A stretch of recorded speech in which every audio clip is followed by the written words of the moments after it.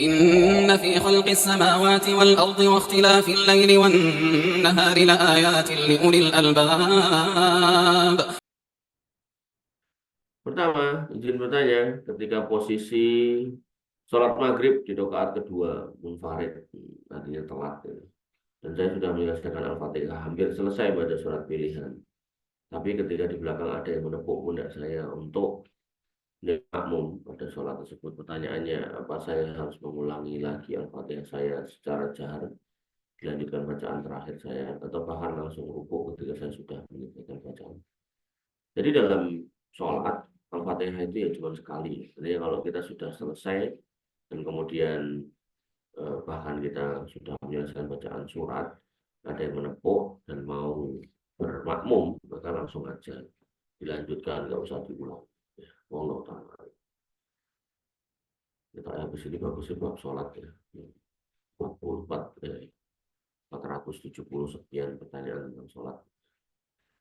Selanjutnya, bagaimana maksud hadis yang berbunyi inna minal bayani la sihrun? Sungguhnya sebagian penjelasan adalah sihir.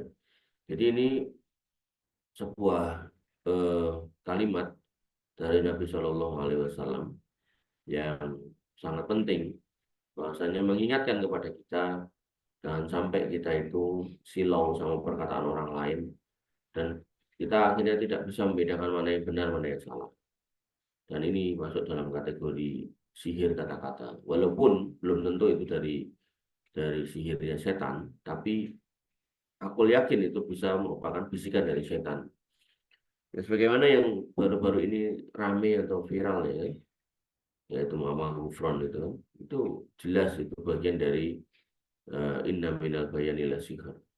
Bagian penjelasan, bagian kata-kata itu adalah sihir.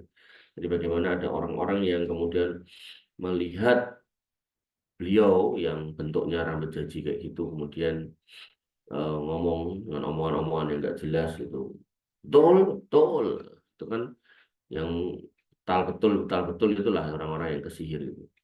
Ya karena hakikatnya kalau mereka mau berpikir, ya inama ya tadzakkaru ulul albab, kalau mereka mau berpikir menjadi ulul albab itu mereka akan dapati sing diomongke itu ra cetha itu, barang ra cetha, barang ra genah. Inama qoli terus pokoknya sini kuwi lah asyidi inama qoli Ramadan ishad sembola angel ngene rok kene angel itu. Nek angel bukan berarti ya justru karena itu bahasa nggak jelas makanya diterok angel itu.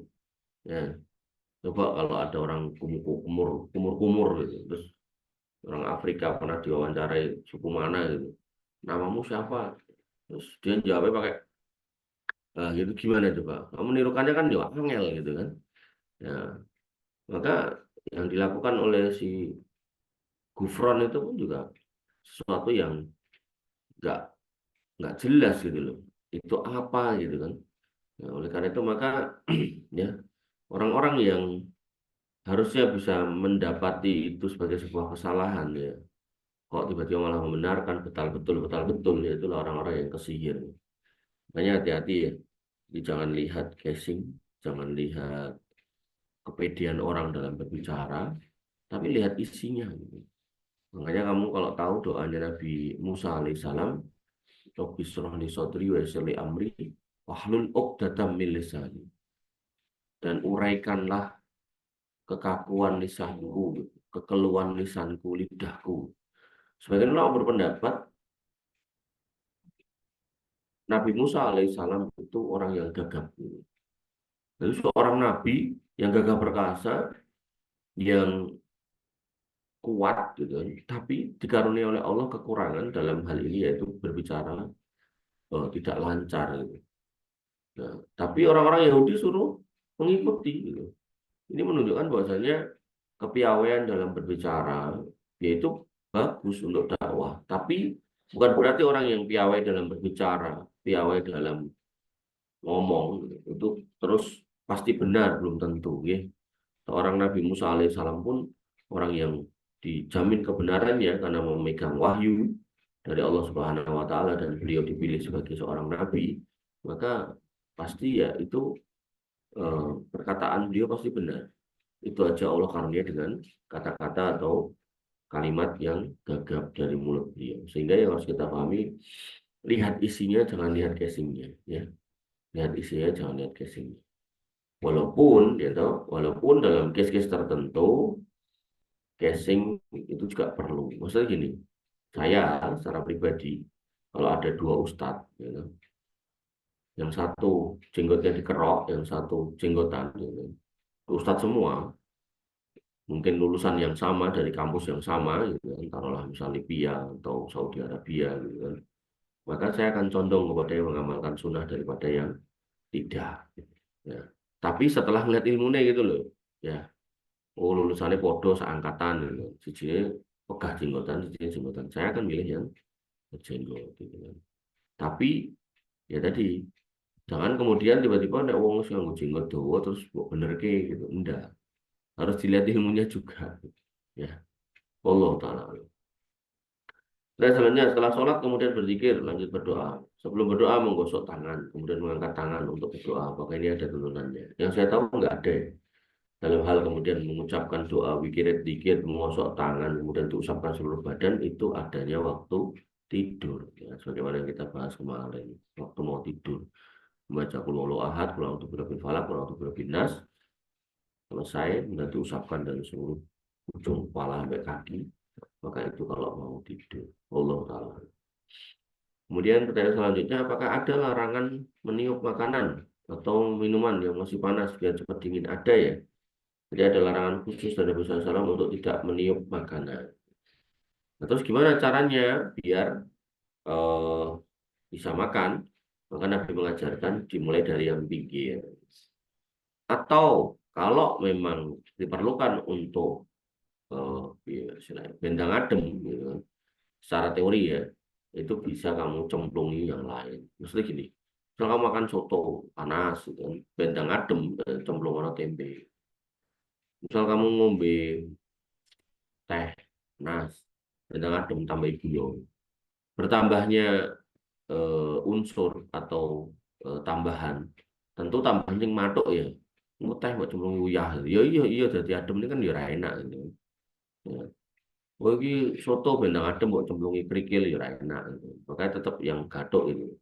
Nah, dengan ditambahinya unsur-unsur tertentu itu, maka diharapkan itu bisa mempercepat proses dingin. Ya.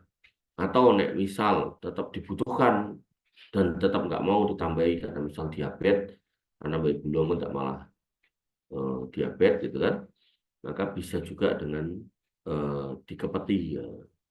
Kenapa nggak boleh ditiup? Secara teori apa ini, kimia atau apalah gitu kan. Nah orang itu kalau kemudian meniup itu kan yang keluar itu kan karbon dioksida. Karbon dioksida kalau kemudian ke makanan, khawatirnya terjadi oksidasi. Nempellah di situ oksigen yang bercampur dengan karbon, ya khawatirin nanti makanannya jadi nggak sehat. Ya, kira-kira begitulah. Sehingga waktu Nabi mengatakan atau menyuruh tidak atau melarang untuk tidak meniup, ya para sahabat sampai nawatokna. Nah, saiki yang penasaran ya kira-kira seperti itu. Jadi biar makanan tambah sehat atau lebih sehat. Nah, kenapa kok untuk dikepeti? Ya, kepetan itu kan tidak keluar dari nafas kita. Jadi itu tidak kategori meniup dengan mulut, tapi nganggo kepet itu. Boleh kepet dan kepeti biar berkurang panasnya. Nah, aku sih ya senangnya tadi ngomong foto ya cemplungi tempe, aku cemplungi empal gitu kan. Jadi dia akan berkurang panasnya dengan dimasukkan itu. Ya. Allah Ta'ala alam. Kemudian izin bertanya, kalau puasa untuk hari kelahiran itu gimana? Gitu kan. Baik, Nabi SAW memang pernah mengatakan terkait hari Senin, bahwasanya pada hari itu Yaumul Wulidtu adalah hari di mana aku dilahirkan. Tapi itu untuk Nabi dan ketetapannya sudah selesai. Artinya Nabi sudah wafat, maka puasa untuk hari kelahiran itu hanya dilakukan oleh Nabi dan kita ngikuti itu bukan berarti kemudian kita meniru. Nah, misal gini, oh Nabi kan puasa di hari kelahiran, hari Senin, hari kelahiran kan hari Minggu, berarti aku puasa hari Minggu. Ya, enggak boleh seperti itu. Karena yang namanya syariat sudah selesai. Ya.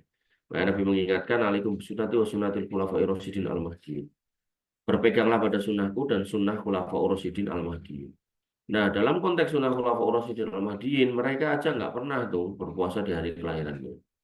Maka kalau mereka aja enggak, ya kita tambah nggak boleh lagi. Gitu ya. Jadi kalau kita Sebenarnya kalau kita benar-benar katanya apa, pengen mencintai Nabi dengan cara melakukan maulid, ya, merayakan di hari kelahiran, ya, harusnya dicukupkan dengan puasa tok. Orang sudah macam-macam gitu, orang sudah tak nyewa macam-macam. Puasa pas hari lahir terus selesai. Ya, hari lahirnya kapan nih? Senin gitu. Udah Senin aja. Nabi juga nggak kemudian mengatakan untuk hari Kamis, gitu, cuma Senin. Tapi di daerah-daerah tertentu tuh hampir tiap bulan sekali atau seminggu sekali itu di hari Seninnya itu diadakan acara maulid, maulid, maulid, maulid sampai nanti pas dongnya 12 Rabiul Awal itu dia bikin maulid akbar. Ya, itu tak pernah dicontohkan oleh Nabi SAW dan para sahabatnya tak pernah melakukan. Wallahu ta'ala. Kemudian pertanyaan selanjutnya, apabila ada seorang anak yang ingin melakukan puasa sunnah, baik Senin Kemis, Ayyamul Bid, dan lain-lain, lalu ibunya melarangnya dari puasa sunnah tersebut lantaran takut anaknya bertambah kurus, karena kondisi sang anak yang sudah kurus dan sakit-sakitan. Maka apakah sang anak harus menuruti kemauan ibunya? Ya, puasa-puasa yang disebut tadi kan puasa sunnah. Mengikuti ibu atau mentaati ibu itu hukumnya wajib. Maka yang sunnah harus ditinggalkan untuk mengejar yang wajib, gitu ya. Tapi kalau misalnya anak ini melihat ada kebaikan dalam puasa itu, ya, dan ibunya mungkin nggak paham, maka ya nggak ada salahnya untuk didakwai dulu. Jadi jangan menentang dulu, didakwai dulu, ya. Dan ini berlaku untuk istri dan suami. Seorang istri kalau mau puasa sunnah, maka dia harus izin suaminya, nggak boleh langsung. Ya. Kalaupun nekat langsung, tiba-tiba pas yang bolong suaminya menghendaki istrinya, dek ayo, gitu kan, maka dia harus membatalkan, wajib. Kenapa? Karena memenuhi atau mengikuti atau mentaati perintah suami selama tidak bermaksiat hukumnya wajib, dan wajib ketemu dengan sunnah, maka sunnah ditinggalkan untuk mengerjakan yang wajib. Wallahu ta'ala. Dan selanjutnya, ada seorang wanita yang sudah baik dalam berpenampilan, bahkan sudah bercadar. Suatu ketika ada laki-laki yang menikahinya dan tinggal di lingkungan yang notabene masyarakatnya sangat awam. Yang ditahukan oleh suami adalah sikap buruk yang akan pasangan itu dapatkan jika sang istri tetap dalam penampilannya. Maka sang suami merintahkan sang istri untuk melepas cadarnya, tetapi tetap menjaga besarnya hijab. Pertanyaannya, cadar itu sunnah, sedangkan perintah suami adalah wajib. Apakah yang dilakukan wanita tersebut dibenarkan? Ya, saya malah justru menyalahkan suaminya. Artinya kalau sudah tahu bahwasanya istrinya dengan bercadar itu lebih baik, ya toh, maka bagusnya seorang suami jangan mencari tempat atau rumah atau kontrakan di tengah-tengah masyarakat yang kurang tepat. Ya, cari tempat yang lebih baik, cari lingkungan yang lebih baik, agar kemudian kita bebas merdeka dalam menjalankan keyakinan kita sebagai seorang muslim, gitu kan. Jadi jangan kemudian justru diturunkan, artinya dipertahankan kalau bisa. Wallahu ta'ala. Dan selanjutnya dan terakhir, izin bertanya, jika dalam satu masjid, apakah orang yang adzan haruslah yang iqomah? Yang saya tahu tidak, ya, tidak harus, tidak ada kewajiban. Karena kalau harus, ya berarti yang adzan nggak boleh kemana-mana. Yang saya tahu nggak ada. Mudah-mudahan saya nggak salah. Wallahu ta'ala.